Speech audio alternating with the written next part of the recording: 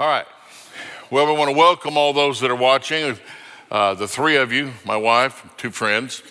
We're going to start a study on alcohol and other drugs. Now, the very fact that I say alcohol and other drugs really dates me. It's AOD. Now it's become AOD and T, alcohol, drugs, and tobacco.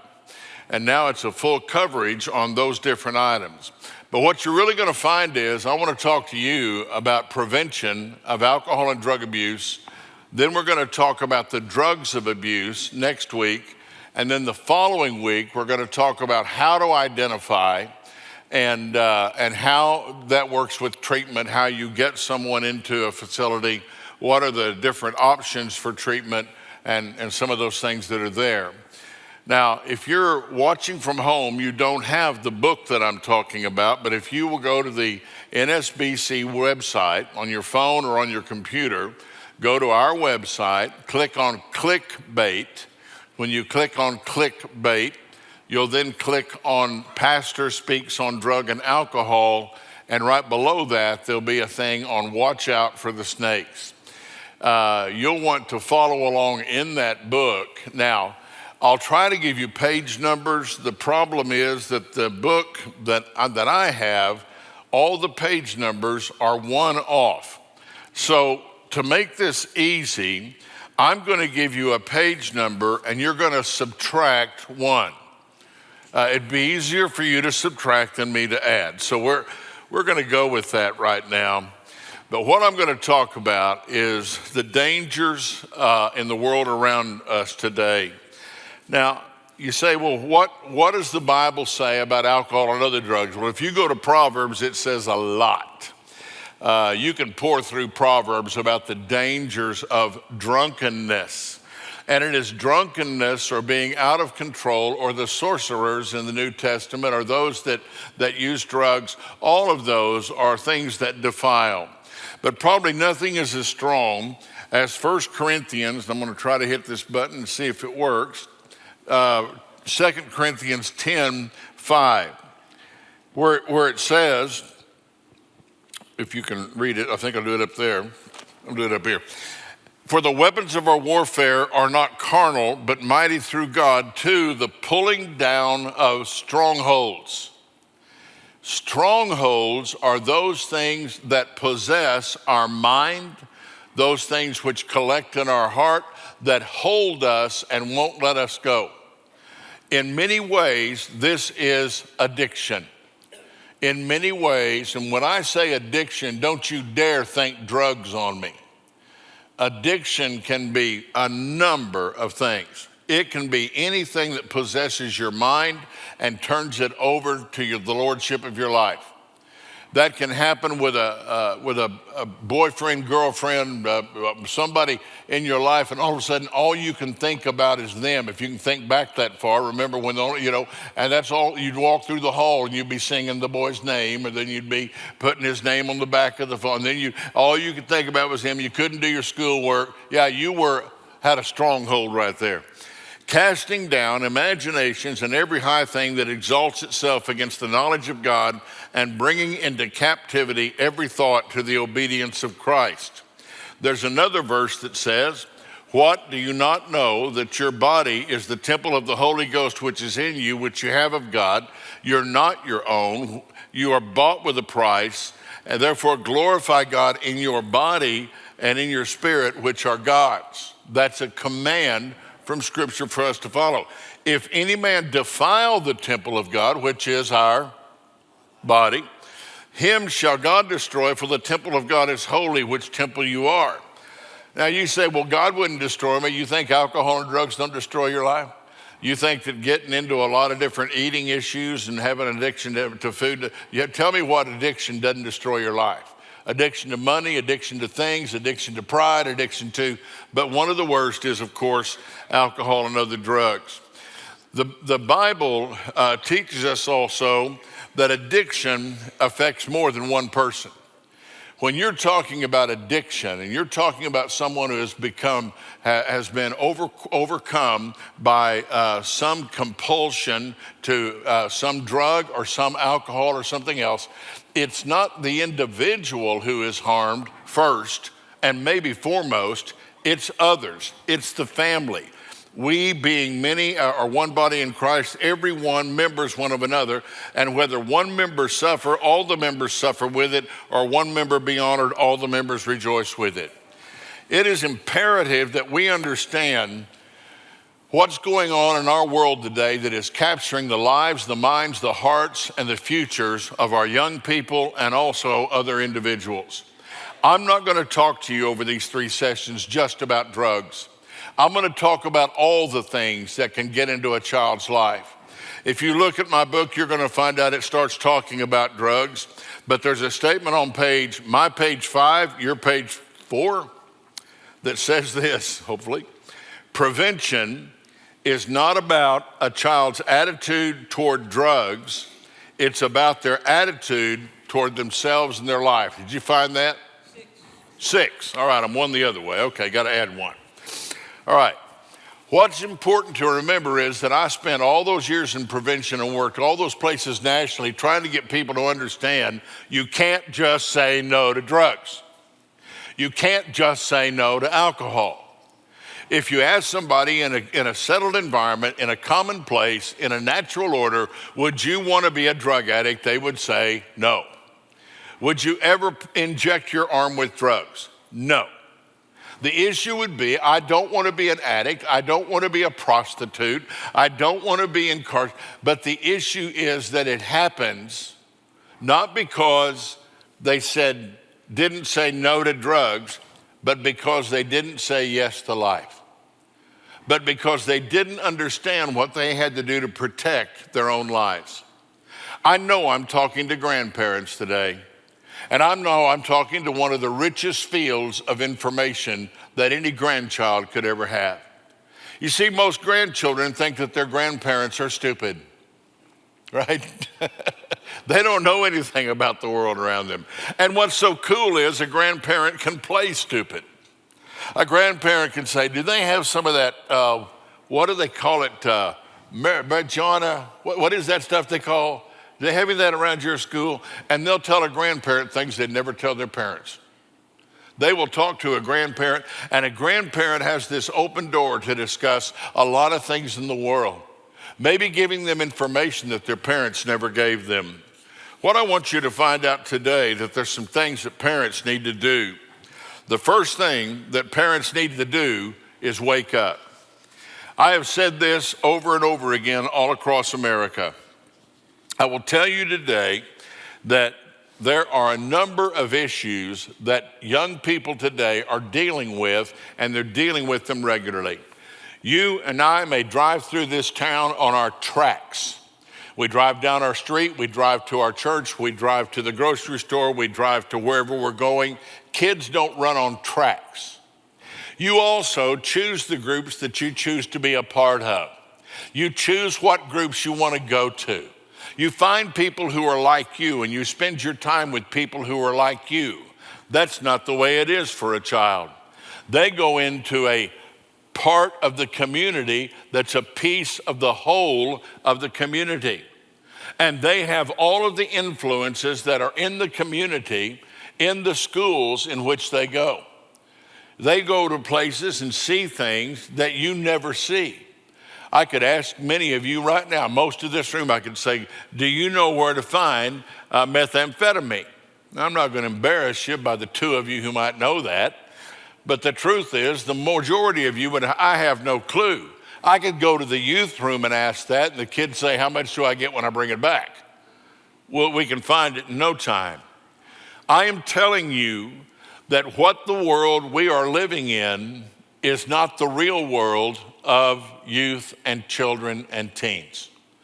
Because of that, there's another issue. Our world is not necessarily the world of poverty. Those in poverty have different settings in their lives. They have more things that are in their lives that are critical issues in the world today. They don't have the access to the money to buy other pleasures. They don't get to pay for a movie. They don't get to do a lot of other things. And so you end up with a lot more teen pregnancy from poverty. You end up with a lot more drugs from poverty, a lot more problems from poverty and behavior, because they don't have access to the things that we have learned to grow up with. Now, the first thing I'm going to tell you is that the number one issue we have is drugs. Now, what we've tried to do with these fighting these drugs is this. We've tried four things. What's our response to this? We've tried interdiction. What are they telling you about the southern border? You know, are we just mopping it up down there? Are we getting all those drugs that are coming in? We're not getting anything. Interdiction was one of the first responses to drugs coming into America to try to stop the purge that was going on in many of our lower class neighborhoods. It was horrid to see what was going on. And they attempted interdiction. They're not going to stop the drugs. That's the bottom line. They're not going to stop them at all. So we moved to treatment. Maybe treatment will be the answer. When somebody gets addicted to this, maybe they can undergo rehab. The average cost of rehab for a 30-day stay is over $30,000.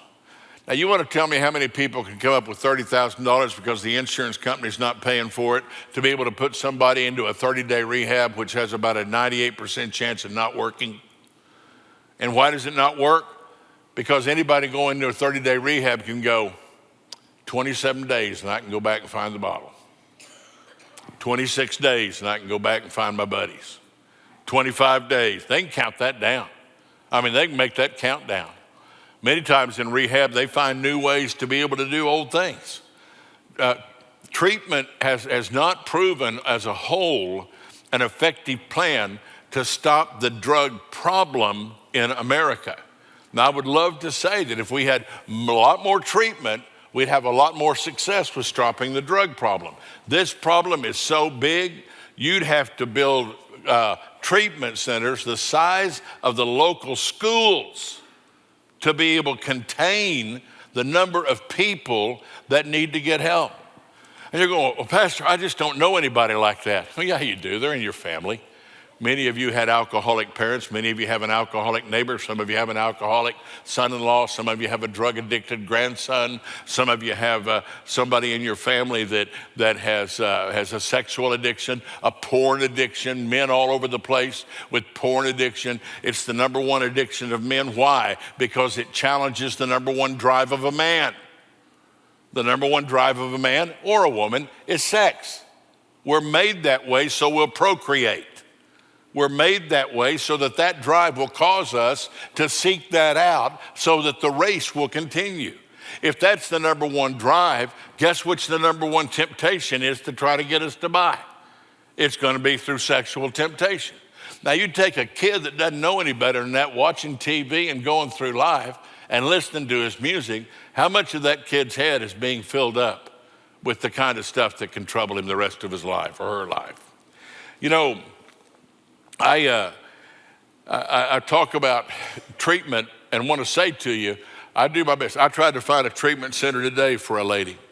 I spent a lot of time trying to find a treatment center, not for alcohol and drugs, but because of other issues in her life, behavioral addictions, anger, bitterness, grief. There's a lot of things that cause us to kind of lose our control in life. And it was just next to impossible. You try to find a affordable treatment center at Louis in Parker County, what are your chances? That would be zero. You want to get up to Decatur, you might find one. You want to get over to Denton, you might find one, but they cost money. Very few of them, and they're all full. Very hard to get into. So what do we know? That if you happen to get addicted to alcohol or other drugs, there's a slim chance you're going to have a treatment center that's going to help you out. There's a slim chance that that's going to work. I will also tell you that one of the best treatment plans that ever came on this planet is a surrender of your life to Jesus Christ and a group of friends around you to help you stay solid. It's not going to do that unless you continue to work the plan. You've still got to work. God doesn't pick you up and make you something. God leads you into being something. God asks you to follow and to follow, you begin to be transformed as you follow. And you will no more get well from alcohol or other drug abuse if you love Jesus than a man who's lost if you don't follow the path, if you don't stay on that path. One of my stories I write in the book is about intervention. And that is that if we could just, I've gotten clear behind, I knew this was going to happen, treatment and intervention. You'll hear this every time. A family will come together and say, I never saw the signs of that. I never saw the signs of all that. They came in, they walked in, they went to bed, they went to work, they came back. I never saw the signs of that. And then after someone goes in because they wrecked the car and they've wrecked the car and they've wrecked the car, and finally the third time they say, maybe there's a connection here between that and the bottles in the trunk. Maybe there's a connection. And they go back and make that, and then they say, oh, look, I can see all of those signs now. I was moving, and I decided I would put all these treasures into these cardboard boxes, and I would put them somewhere in the garage. And I'd been working on the new house as we were getting ready to move in, and we were trying to get everything moved out of the way in the new house so we could get one car in, hers, right? And it didn't matter about mine. But I noticed whenever I pulled the box out, the whole bottom was soaked, and all the stuff on the inside was ruined. And I thought, there's no water in this garage. And then I remembered, on the other side of the wall was a refrigerator with an ice maker that I almost repaired.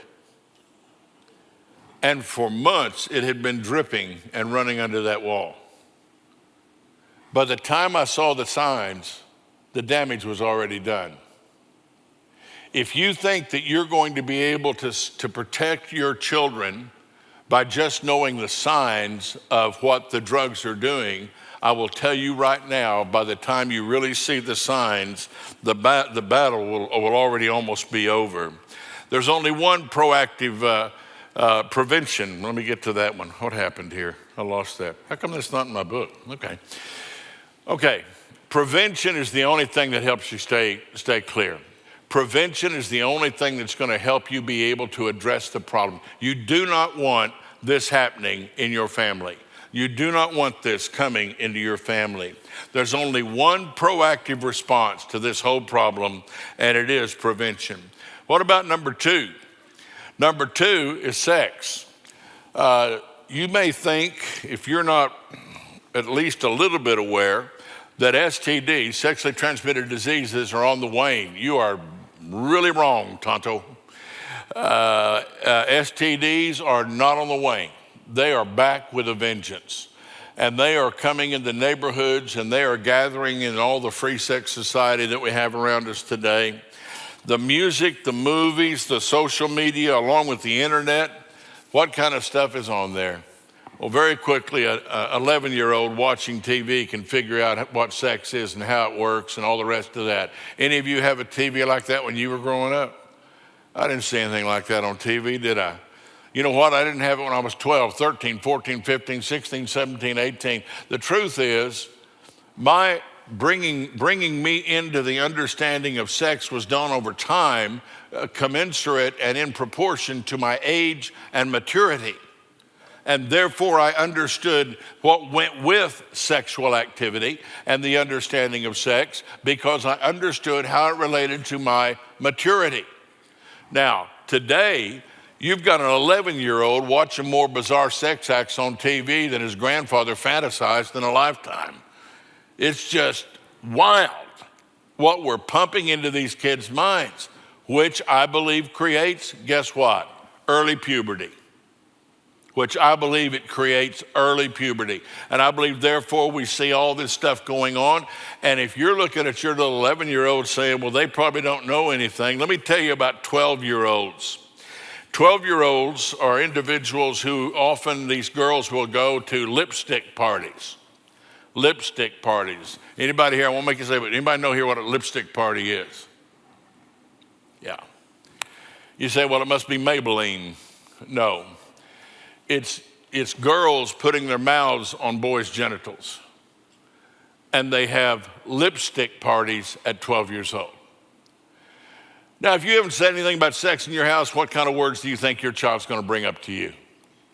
If we haven't talked about it around here and they think we're so stupid we don't understand that kind of stuff, do you think they're going to believe we're aware of what's going on in the world of these kids? The truth is, gender becoming a choice is now a part of their lives. These kids will tell you very quickly that there's a boy, there's a girl, there's something that they can't figure out which they are, that is in their school, and you've never even encountered really anybody right by yet. It's going to happen. It's going to come rather regular. The truth of the matter is there will be some woman, maybe an older woman, that joins this church one day, and after she's joined this church 6 months later, we'll find out that she is not a she, but she is a transgender. It's going to happen all over the place, and these kids are the first test ground for it. They're getting all the information from their teachers about how they ought to treat these people, the names they should call them, how they would deal with this so as not to push this back. And I'm going to tell you right now, I love all people of all kinds, but I also feel very uncomfortable with people who are going against the Word of God and the way they live their lives. And I feel that they can be a danger not only to themselves but others. Eating disorders. It's interesting. Eating disorders. I do not mind being invited. She printed the whole thing there. She did a good job. She got it all on there. Eating disorders. I never heard the words bulimia and anorexia when I was growing up. I didn't know that they turned into an absolute coverage of so many young people, so many teens, so many young women. I didn't understand binge and purge. I wasn't invited to a binge and purge. I remember AIDS when I was growing up, but that was a diet candy, AIDS. But in the prevention field for sex, there was something that happened in my life, and that was that I had to go take a physical.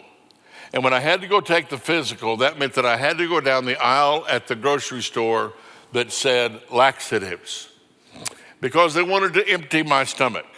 And there was that aisle. Now, you're embarrassed enough to walk down that aisle, but you're especially embarrassed when people see you looking at the different boxes to see which is the cheapest. Because what difference does it make? I just grab one, I'm headed out. I roll the box over, and on the back it says, caution, may be habit forming. Did you ever think of that? Laxatives being habit forming. You ever think that maybe your child being pressured to be a certain size, your child being pressured to not be caught as one of those that's not thin enough, not proper, is actually involved in binging and purging and using these different things, your grandchild? You see, in my world, I get to see a lot of this. And when you see a 16-year-old girl laying on a table, a bed, and she's a skeleton, and right there on the nightstand is a picture of her where she was training horses, where she was a cheerleader. And you say, well, why don't they feed her? Because her body doesn't process food anymore. And it doesn't matter how much food they press into that body's going to die. Why did she die? Because she got addicted. Addicted to size, addicted to social things. No. This is crazy. 9 times out of 10 because of over-controlling parents. Major sign, over-controlling parents. When we get into the area of, we're out especially in Utah and around that area and different places we go when we'd speak across the nation, we would bring up the issue of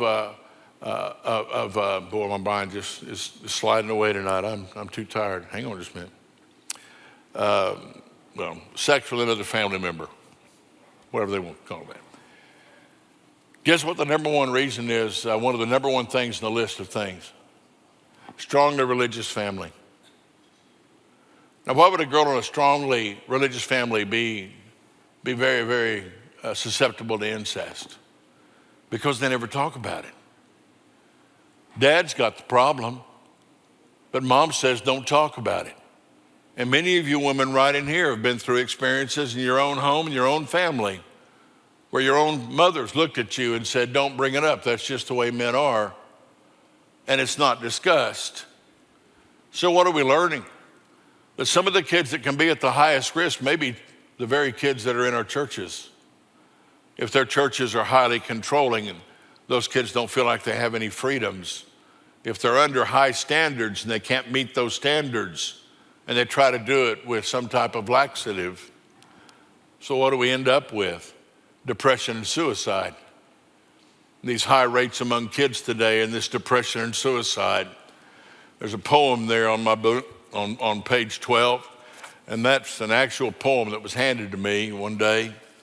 And I'm going to tell you that that's scary whenever you find out that these kids have these kind of feelings. Now, I'm going to say this to you. It's most important to recognize that most kids can withhold the stresses of the world. But what's sad is, let me tell you, human beings are the only creation of God that would rather die than be insignificant. Human beings are the only creation of God that would rather die than be insignificant. So what does that tell you? Does a kid kill themselves because of something that's happening with all that? A child will kill themselves because they don't feel like they're important to anybody. What can a parent or grandparent bring to the life of a child? Significance. How important is it that you remember their birthday? How important is it that you give them a real praise? Not, I love you, baby, you're a wonderful kid. No, you did great whenever I saw you open the door for your brother. That shows real attention. I appreciate that. I saw that. I saw you. I saw you. I heard you. Significance. I know that many times the very issue of hey, Greg, I'm teaching the class and I already gave them the advertising.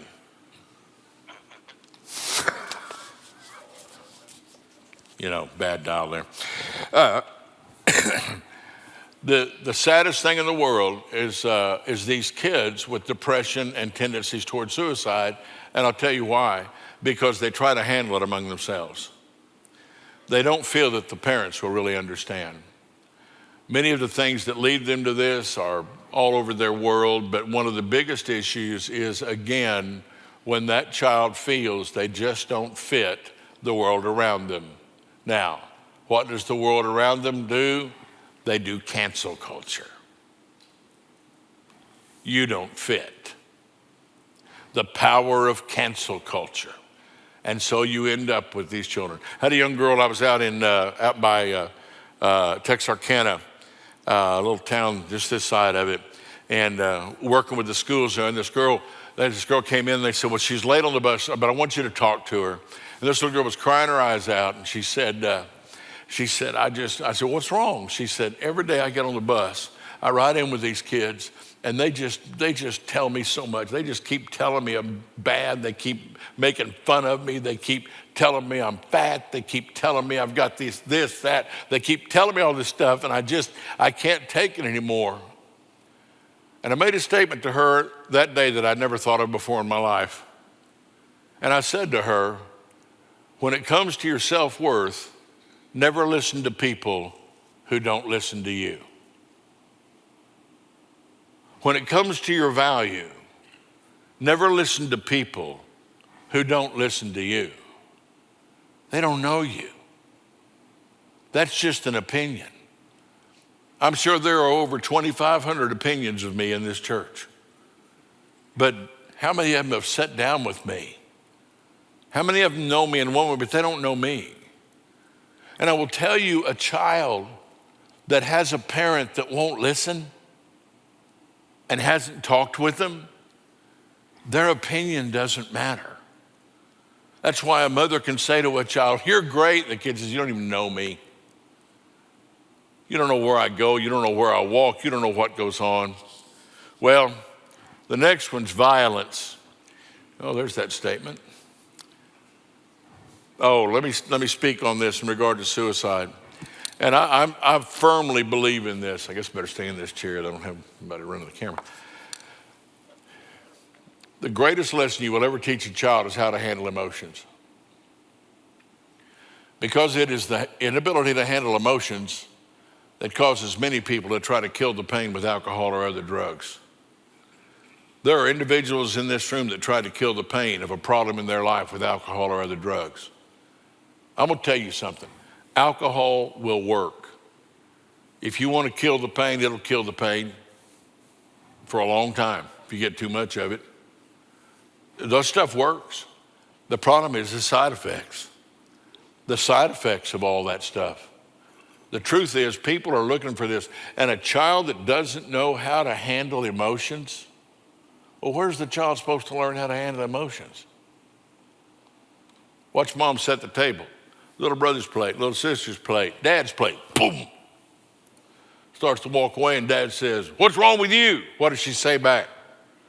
"Nothing." That's some, Then she walks, well, that helps. I'm gonna promise you, your children are watching all the time to see how you handle the tough stuff in life. They're watching to see how you handle the grief in life, the loss in life especially. People that can't handle the grief and loss of life are people that'll get lost in life. And so we find out that many of these kids are not getting those lessons. A primary cause of substance abuse in teens is to deal with feelings. Violence, I don't even need to go into this. The bullying, the guns, the stuff that's going on there is just amazing. But the big one is this dealing with the cancel culture. We're talking about shaming. And your child is in a school that there is a lot of shaming going on. And when you shame someone, you basically throw them out of society. They call it the cancel culture. We used to call it churching them. We church them. If they danced, we churched them. If they went to the Domino Hall, we churched them. Cancel culture. Somebody was caught with another man, with another man's wife, some man caught, we churched them. And we kept all these people in the church that were just perfect. Is that a lie or what? Now they're coming out and starting this stuff, and they're using the power of this. What are you going to say to your children, your grandchildren, about if somebody tries to shame you? Don't buy it. If they try to shame you because of your color, don't buy it. If they try to shame you because of your race, because of your economic position, because of your religion, because of anything, don't buy it. Now, who's going to tell that kid that? Do you think that child is going to get that from a teacher? If you think that's so, you're wrong. That is not what's going on out there. They'll try to allude to it, but there's just too much kickback. And what would happen to them if they said something? Cancel culture. We heard you said that in school. You're out, teach. We'll get somebody else in that can run with the plan. No, these are things that kids are facing today. The second part of it is step up. Once you wake up and you acknowledge this world is not like it was whenever I grew up, and if I don't talk to my child about some of this, that things are not going to happen right. In just a moment, we're going to talk about something very important, and that is, whose job is it anyway to talk to these kids? Is it the school's job? Is it the community's job to talk to kids about drugs and sex and AIDS and all the rest of that? Is it the law enforcement's job? Are they supposed to have special programs to do this? Before we get to the main point of this whole thing, I want you to get this, and I want you to pass it on to your children or whoever else can get it. Prevention cannot be done to you or for you. If you're waiting for somebody to make sure that your child or grandchild is protected from the threats that are coming against them, you've left your child totally vulnerable. You think I don't talk to my teenage kids, or they're under teen now, they're just turning 14, the oldest. You think I don't talk to them now? Now they're going, oh, grandpa, oh, Van Daddy, oh. And I'm like, don't give me that. I know what's going on at your school. I'm not blind. I mean, don't make it like they're in a school full of all drug addicts and perverted individuals running around. No, they got some good friends. Things are going on, but are they aware that you're aware that there could be some dangers? Here it is. If the average child in America had to fight AIDS, drugs, bulimia, anorexia, depression, suicide, guns, armed with only what their parents had told them, what would that kid know?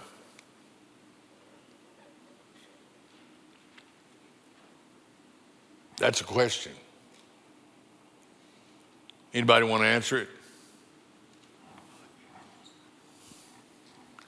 When I would ask this among the high school students, 30 years ago, when I would ask this among the high school students, I'd get a horse snort. You kidding? My dad talk about sex? Are you kidding me? My dad starts talking about sex, and I'm afraid he's going to die. He gets all red and puffed up, and he can't talk about that. He can't do that. I'd never ask that question. What about all this other stuff? No, my parents don't have any idea about all these different things.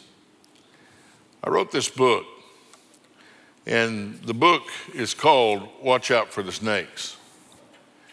And I'm going to tell you what the snakes are. If there was a little white snake with an orange stripe on its tail, biting kids at random, causing some kids to be maimed for life, other kids to die, how many people would be out hunting those snakes tonight in this community to get rid of them? Well, I just told you what the snakes are. And many of you sitting right here in this room, you know what it is at the cost of your own grandson, your own son, your own brother. You know what it is because you saw it in the cost of someone that you loved as a friend. And yet you're asking the questions, when's somebody going to stop this? It's not going to stop. Sex is always going to be promoted in a major way because it sells. Violence is still going to be there because we've lost respect for human life. Depression and suicide are going to go on because we're going to keep calling each other names and making each other insignificant. All of these things are going to go on. But you do have a responsibility to your own child. I can add to this. If the average member of the local church had to fight any of these issues armed with what their churches had told them, what would they know? Now, that's what I taught nationally. I taught these very things to pastors all across the United States. And I tried to tell them, make sure you talk about this in some way in your sermons. You may not know it, but sometimes when I'm speaking in a sermon, there's going to be a subtle response or some little undercurrent there that you may not even recognize as a prevention message that's cloaked in the scripture, that's there in the scripture. Joseph and the coat of many colors. What do we learn from Joseph and the coat of many colors? He became who he was regardless of the circumstances around him. Can you teach that to your children? Joseph never changed. It didn't matter where they put him. He remained the same man because he was committed to God. There's Daniel in the lion's den. There's all these different things that you can teach. You know, we've been plagued with denial. You know, this old lesson that denial is not a river in Egypt. I want you to know something. This book is written off of this premise. We need to watch out for the snakes. We need to be aware of the snakes. We need to get together and fight against these snakes. We need to help people understand nobody's going to do it for you because the snakes are everywhere. They're on the television set. They're in the schoolrooms. They're in the neighborhoods. They're even in the families of these individuals. Here's the problem. Perception versus reality equals denial. You would not say, well, I'm in denial. I just don't want to see it. That's not what you're saying. What you're saying is, I never thought of that before. I never saw the drug user. Oh, you passed them. You just didn't realize that most people don't smoke cigarettes like this and pass them to somebody else. And you thought, well, they must really not have very many cigarettes. That's called marijuana, okay? Let's get, the truth of the matter is, you may not have seen what was going on with the drug transfer right there in your neighborhood. You may not have recognized, but somebody who's been aware of drugs and knows that, they ride through a neighborhood and they can see it all over the place. Our perception is our reality, and that's exactly the way we live our lives, and we base all that we do on that perception. And so if we see a lot of drugs on the street, we'll talk to our kids. Go talk to the black people in the housing projects where I worked in Dallas. They talk to their kids about prostitution. They talk to their kids about drugs. They talk to their kids about gangs. They talk to their kids about all of it because it's about 20 foot from their front door. And we go, well, I'm glad I live in Weatherford. There aren't any drugs here. Boy, are you wrong. I've buried 3 fentanyl victims. I've watched stuff happen in this community that most of you would say, well, that's really, it just must have been somebody passing through. No, they lived right here forever. I didn't get it. There's a whole other issue on this. I didn't get it. Never mind. Here we go. We're living as in denial. The number one defense against the dangers of the world should be parents and grandparents. Don't get mad if the media can overpower your personal talk and leadership of the children in your home. I will promise you, if I was parenting today, that TV wouldn't have a chance. That stuff that was coming off wouldn't have a chance. My daughter wanted to, way back when they were starting some of the first dance shows or music TV, what was that called? MTV. And she was mad because I wouldn't let her watch it. And I said, all right, I'll watch it with you. And she said, well, never mind. And I said, no, I'll watch it with you. It wasn't as much fun for her for some reason. I don't know why. And I was watching it and I said, that's a horrible attitude toward authority. Look at that girl. Look at her sell herself, not off her face, not off her. Look what she's trying to do. She's selling herself like that. Look at that guy, the way and she said, Dad, this isn't any fun at all. And I said, honey, it's sure not. It's no fun at all. Because I don't want to see that happen to you. You see, we can be the source that can get in the way for these kids. All right, so prevention is not keeping drugs away from kids and kids away from drugs. Prevention is not keeping sex away from kids, kids away from sex. Guns away from kids away from kids. Prevention, what is prevention? It's equipping a child to walk through a drug-filled, sex-crazed, violent world safely. It's giving children the tools that they need to be able to survive in a dangerous world. You say, what are those tools? So glad you came. Over the next couple of nights, we're going to get some of these. Let me very quickly give you one that I think is very important, and I think this is critical to any of you to teach your children or your grandchildren how to parent. Control is absolutely the worst type of parenting on the face of this earth. Control creates nothing in the life of a child that tells them that they have any power. Control shows a reduction in their value and a heightening of yours. Controlled parenting will last as long as you can hold the child in both hands. When they get big enough, they're going to say 4 words to you and they're gone. You can't stop me. And that's the truth. You can't put chains on them. You can't lock them in their rooms. There's not a thing you can do when a child says, I'm out of here. There's nothing you can do.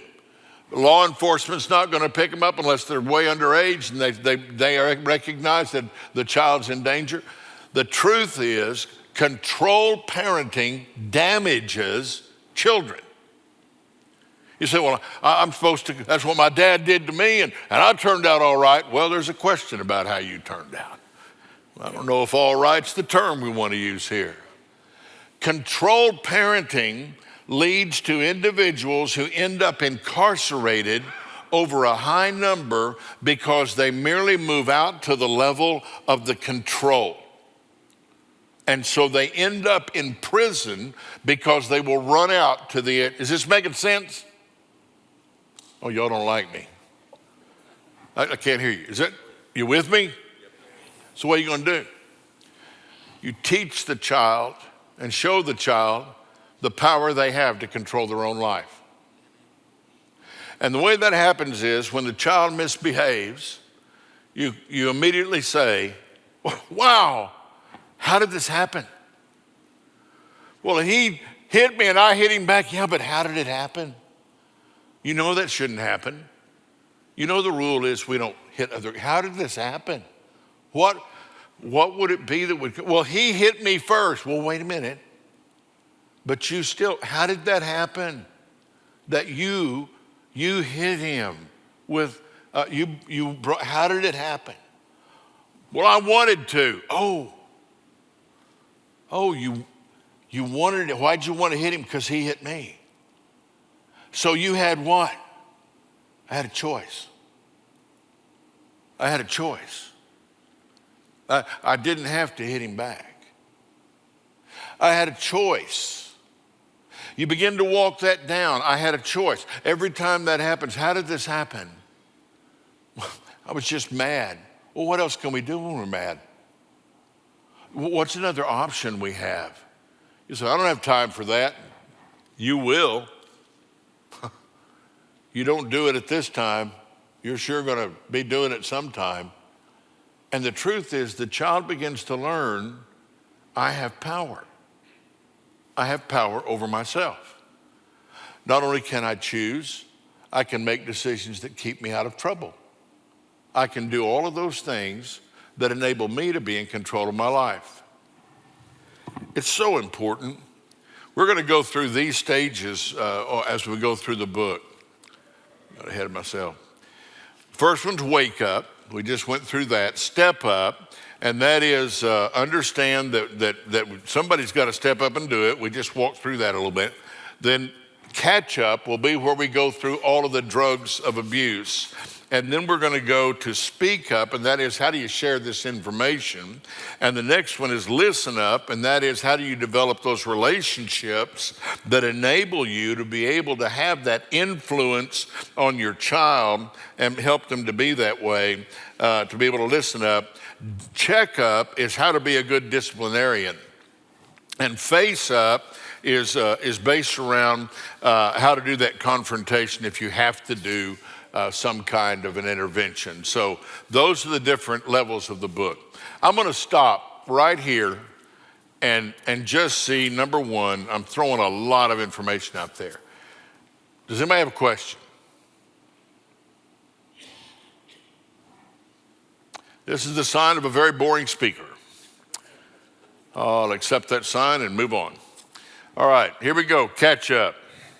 How am I going to learn this stuff? Well, let me tell you, the problem is this. When parents don't have facts and grandparents don't have facts, they're just like Baptist preachers. They begin to emotionalize. If they don't have good data, they begin to say, well, it's because I've heard smoking marijuana causes your belly button to turn green. I don't know. They just, only kids are rah, rah, rah, rah, and you're going, the kid's going, you don't have a clue. Pardon me.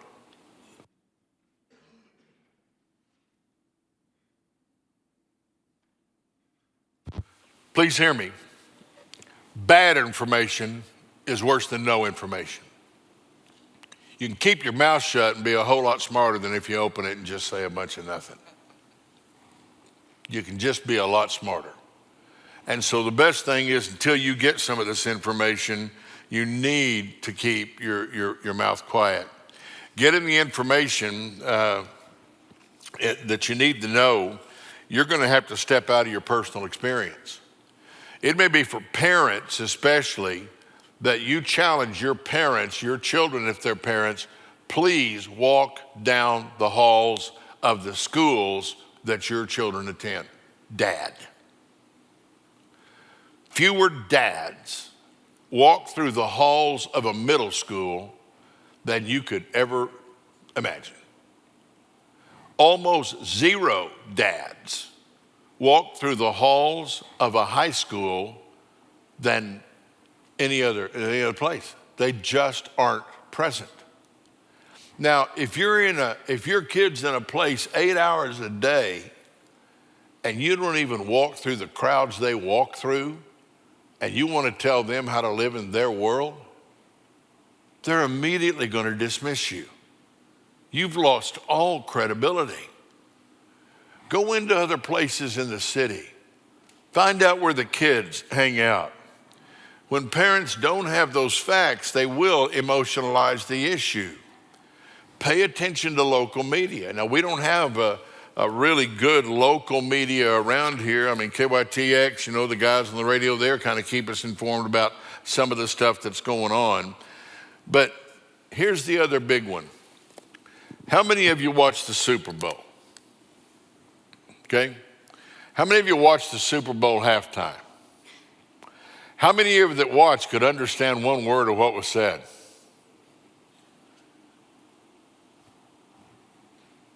Most those kids didn't miss a word. Have you ever seen the words printed out that they used during that halftime show? Words about women, started with a B. There was a lot of other words they used that were on there. And you rolled through it going, I don't like that kind of music. There's a whole lot of my teenagers' music I don't like. And a whole lot I do. They like to listen to some country and other stuff. But the issue is, do you have any clue what those words say? Do you know how easy it is to find out? Just get the name off whatever they're singing, go to the web, type it in, put lyrics, you'll get every word. And then you can decide if you're going to talk to that child about those. Look at those music videos. Find out what they're watching on music videos. Keep up with what's going on in the world. I'm not saying scream at them for watching the wrong thing. I'm saying find out what's out there so you can talk to them reasonably about it. Check out the movies. Attend school community stuff. There's lessons on that. And supervised social media. I'm going to show you something here in just a minute.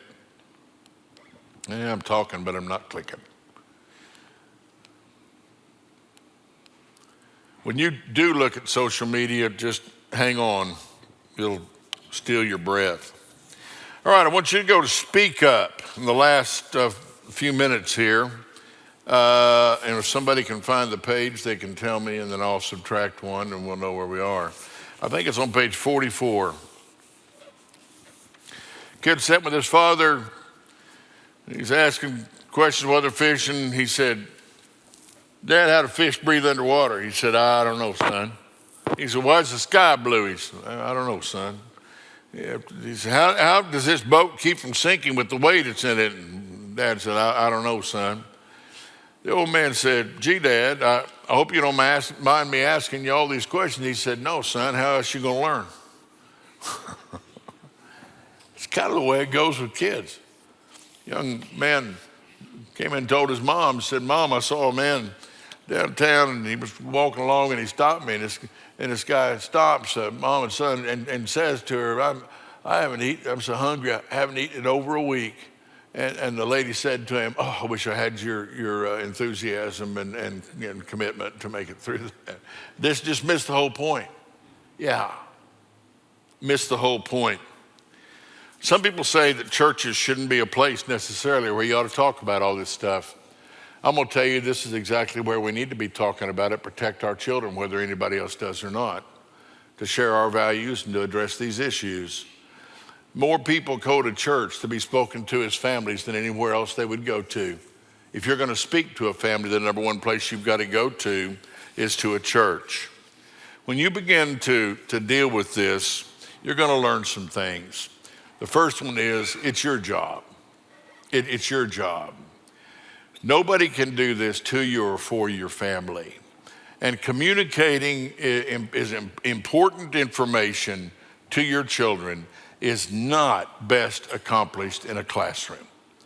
It is accomplished in the intimacy of riding in a car, sitting on the side of the bed, but sharing in a loving way. It must always be remembered that parents lecture, this is so important, parents lecture logically and kids listen emotionally. And those are two very different languages. Son, how do you feel about that?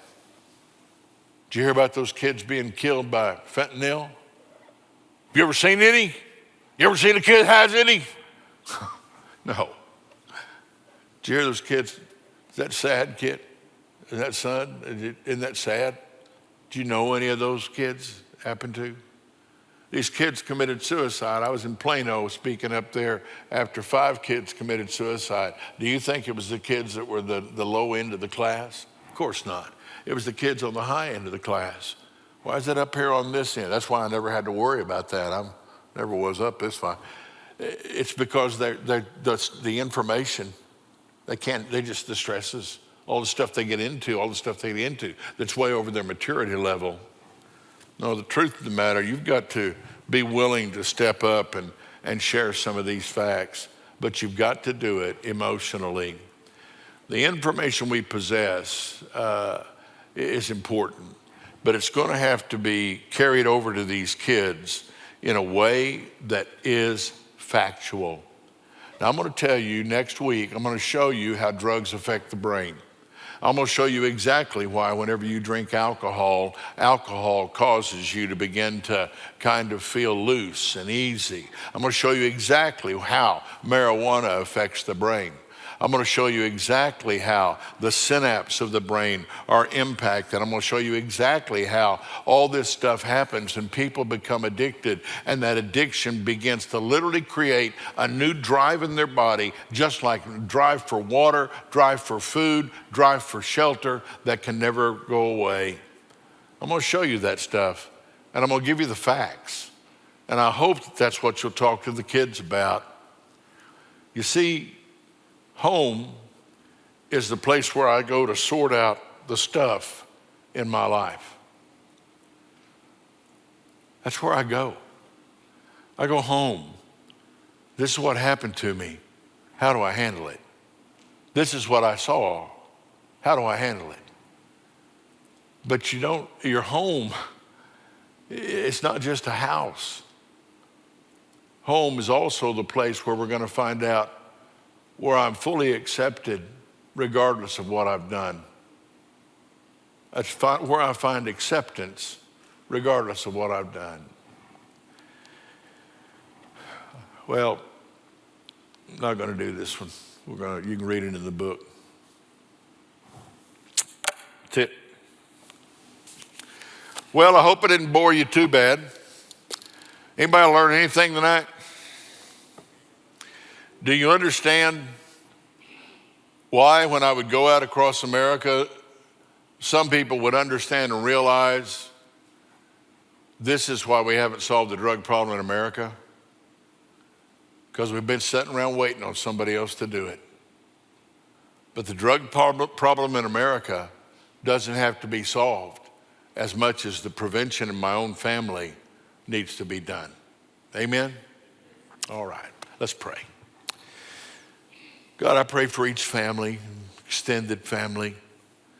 Oh, while I'm talking through this, these people are thinking about beautiful children.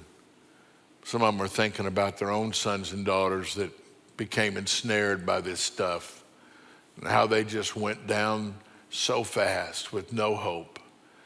Others, Lord, they're kind of right in the middle right now of fighting a battle with a young child that just wants to argue with them about the drugs and the dangers or not. And I pray you will guide each one of us as we go through this to learn so we can be resources for our family. In Christ's name, amen. Thank you so much for attending.